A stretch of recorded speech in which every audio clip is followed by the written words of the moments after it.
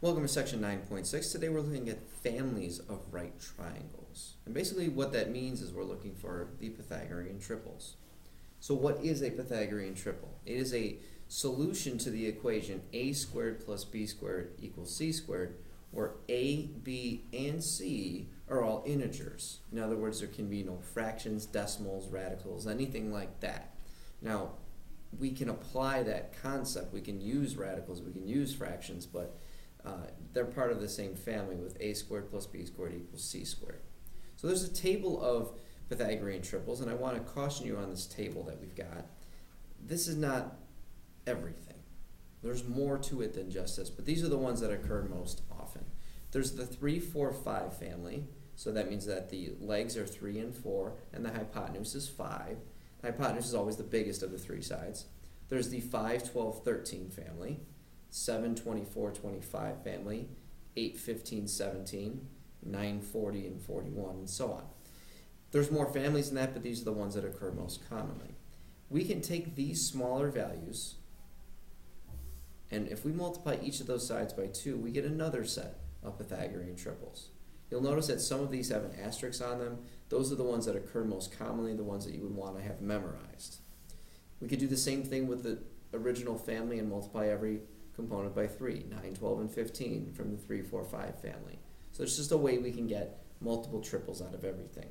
Again, the ones with the asterisks, make sure you know those because those show up very, very frequently. So here's an example of one with a triple. Notice that the 17 is the third piece and the 8 is the beginning piece. So we're looking for 8, something, and 17. Our triple with 8 and 17 is 15. Now, if you don't know, if you can't remember that 8, 15, 17 is a triple, you could set up 8 squared plus x squared equals 17 squared. Go through the process of 64 plus x squared equals 289. Take away 64 from both sides, you get 225.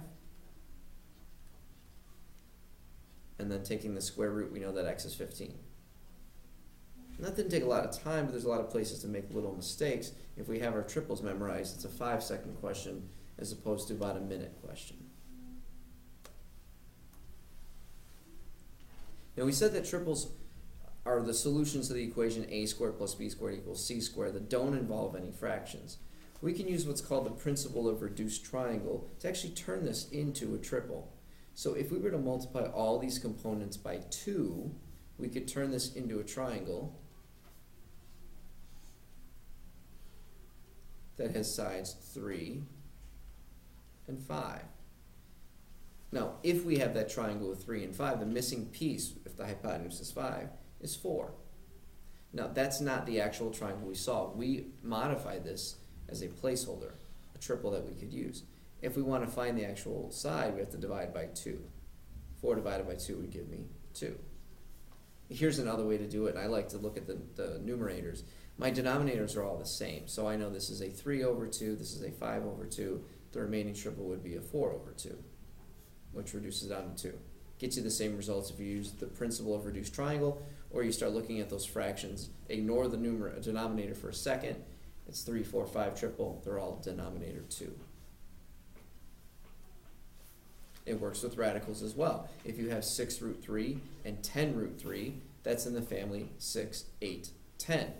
So if I have a 6 root 3, missing side 10 root 3, my missing side would be 8 root 3.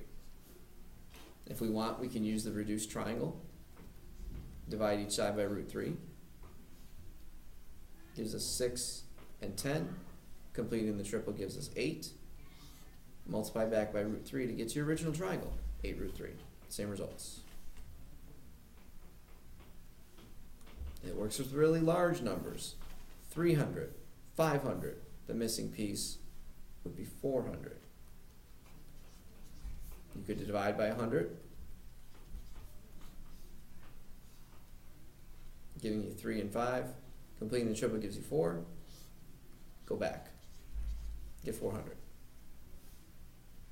And the last one is one where the triple seems to apply, but it doesn't. If I tried to do the triple here, I would get 6, 8, and I would say 10. Now, what is wrong with that triangle? It seems like it works. I got a 6, 8, and 10 side, but Can the 10 go there? It seems like the biggest side has always got to be our hypotenuse, so this is not going to work. Instead, I have to actually use the Pythagorean theorem. You're going to see I'm going to get a very different answer than 10 for this one. 6 squared plus x squared equals 8 squared. 36 plus x squared equals 64. Take 36 away from both sides, I get 28. Take the square root. Square root of 28, which I've got to reduce down. 4 and 7. So 2 root 7, which is decidedly not 10. So you might be thinking that a triple applies, but make sure that when you're applying that triple, that the biggest side is your hypotenuse. The legs don't matter so much, but the hypotenuse has always got to be the biggest side. And that's really kind of the caution on this. And otherwise, triples work very nice and give